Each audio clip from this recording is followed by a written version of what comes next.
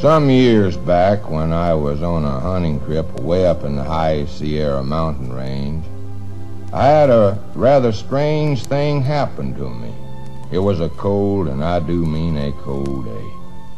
I'd ridden my horse up over a big ridge and was letting him blow a bit, and I happened to look away off down in a wild, desolate-looking valley, and I could see an old log cabin.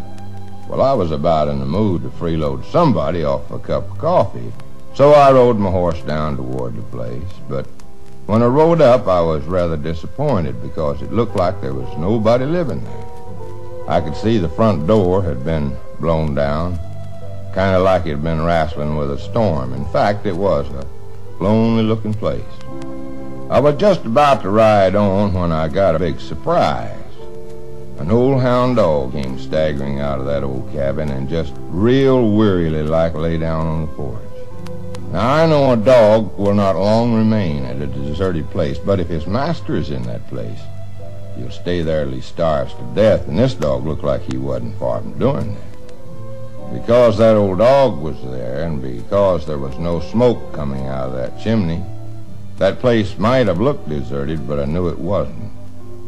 This dog was telling me a story, and I thought to myself, there's something wrong here. The thought hit me with a foreboding premonition. There was a man there somewhere. I swung down off my horse, walked up to the porch, and that old dog wearily got up and started slowly back into the house, same as to say, "Come on, I'll lead you to him." I stepped over the old door that was caved in. It was dark in the old house, and I couldn't see anybody about. I saw the old dog standing over by another door, walked over and opened it, and I saw him, a little old man on a couch.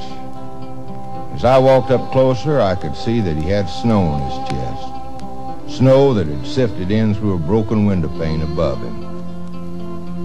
I don't know how long the old man had been dead. He just looked like he was asleep. His old dog came up and began to whine. Now and then he'd look up to me with a pleading look, same as say, "Can't you do something to help him?" Then I happened to notice shabby window curtains that would sway back and forth every time the wind came through that broken window. A man's not going to put up window curtains in a cabin that's at least 20 miles from the nearest road. A man won't do that. A woman had hung up those curtains. I began to wonder what had happened to her. I turned and walked back out into the yard and sat down on a fallen tree. I noticed there wasn't any snow on that tree. Perhaps a storm had recently visited the mountains and blown it over.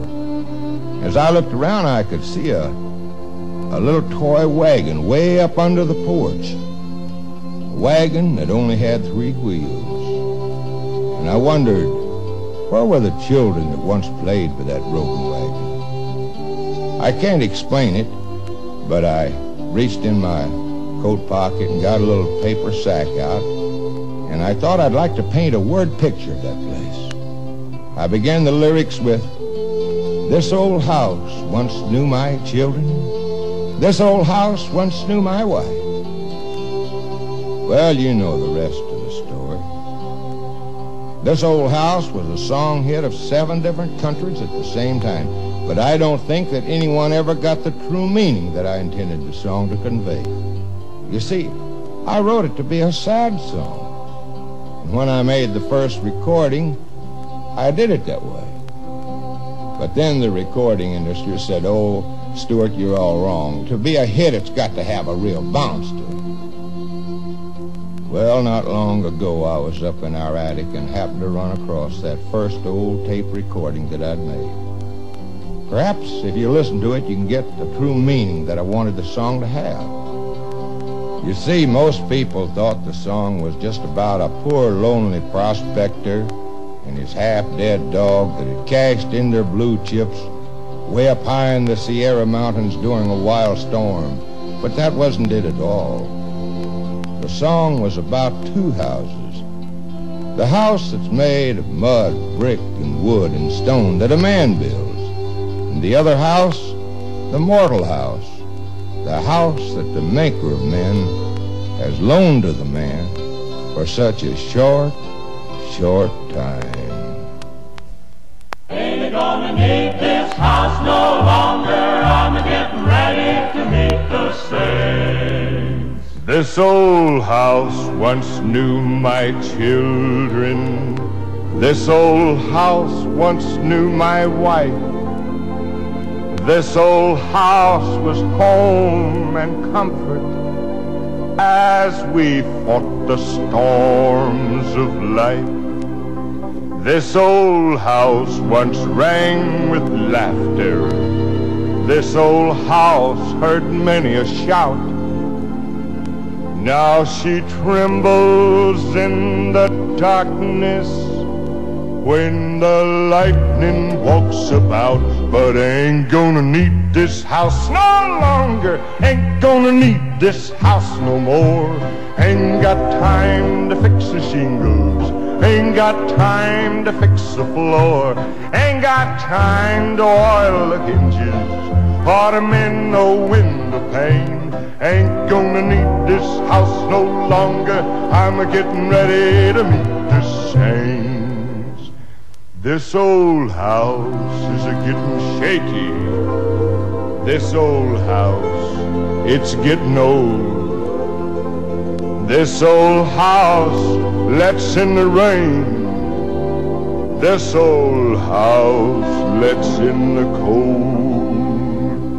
On my knees I'm getting chilly, but I feel no fear nor pain, 'cause I see an angel peeking through a broken window pane. But I ain't gonna need this house no longer. Ain't gonna need this house no more. Ain't got time to fix the shingles. Ain't got time to fix the floor. Ain't got time to oil the hinges or to mend the window pane. Ain't gonna need this house no longer. I'm getting ready to meet the saints. My old hound dog lies a-sleeping. He don't know I'm gonna leave, else he'd wake up by the fireplace. He'd just sit there and howl and grieve. But my hunting days are over. We ain't going hunting anymore. Gabriel done brought in my chariot when the wind blew down the door. But I ain't gonna need this house no longer. Ain't gonna need this old house no more. Ain't got time to fix the shingles. Ain't got time to fix the floor. Ain't got time to oil the hinges or to mend the window pane. Ain't gonna need this house no longer. I'm getting ready to move.